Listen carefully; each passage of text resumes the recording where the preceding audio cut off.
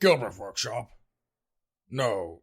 Sorry, operator, I cannot accept a collect call from Henry Ford. Cheapskate, collect call. Ford again. Now I know how he got to be a millionaire. Collect calls. What does he want from us, Mr. Gilbreth? He wants to tell me his latest ideas about productivity and assembly lines, Mr. Gantt. He telephones me every day to, as he calls it, pick my brains. What have you said to him? I told him yesterday that I did not care to hear any more about how he rehashed Taylor's ideas. You think he stole Mr. Taylor's ideas to develop his famous assembly line? Oh, I wouldn't say that he stole Mr. Taylor's ideas, but he certainly built on them, and somehow he forgot to share the credit. Oh, well, Mr. Gilbreth, I am still hoping to show you this chart I have developed. Ah, yes. So you can see all the tasks needed to complete a project and how much time they are scheduled for.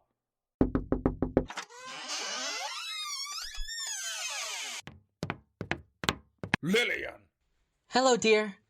Is Mr. Taylor here? Frederick? No, of course not. Why would Mr. Taylor be here? Because he has disappeared. What? Oh, Macy! Let me handle this, please. Oh, I do apologize, Mrs. Gilbreth. What does Johnson mean, Lillian? Well... And what is he doing here anyway? Well, I thought he was doing time and motion studies for a client in Philadelphia. Well, I was... We need that information now, Mr. Johnson. Stop interrupting us, Frank, and I'll tell you. This is much more important than a client deadline. Mrs. Gilbreth, I've never dreamt that I would hear you say that. It is more important. Frederick's life is at risk. What? He is recovering from an illness, but has disappeared from his home. His wife is getting frantic. But where did he go? No one knows. Hush, Macy. Frank, do we have any ongoing projects with Mr. Taylor? His wife says he kept muttering about unfinished business. Ongoing projects? Let me think. Do sit down, dear, while I look through the files. Yes, Mrs. Gilbreth, sit here on the sofa. It is a bit chilly today. Let me put this blanket off your lap. When did we get this wool blanket? After you redecorated the office in gray and black, I brought in this blanket to match. Well, thank you. It's lovely. Well, Frank, have you found anything? The only thing I can find is not ongoing exactly. I did send Mr. Taylor a copy of our article on the one best way to get his comments on it, but he has not responded yet. He's been ill, but he was reading some papers before he disappeared. So maybe that was the unfinished business he referred to. Yes, that is one possibility, Macy.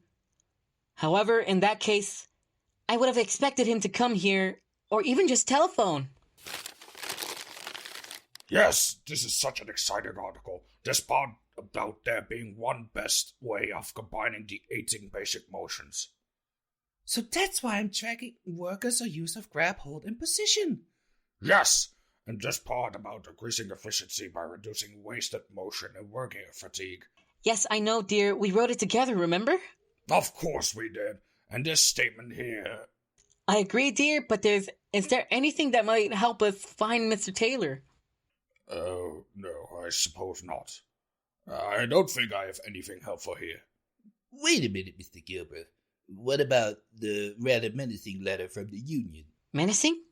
Yes, and it was copied to Mr. Taylor. That's right. Let me see if I can find it. I believe it mentions unfinished business. Here it is, and yes it does. Mr. Taylor should have received this copy 3 days ago. But what do the unions want? I'm not quite sure, but the tone is rather menacing. It says, "We have unfinished business with you." Who sent it? The American Federation of Labor. The AFL sent a threatening letter to Mr. Taylor? Come along, Macy. I know where we're going next. Where? To the AFL headquarters in New York City. Hurry. Mr. Taylor may be there.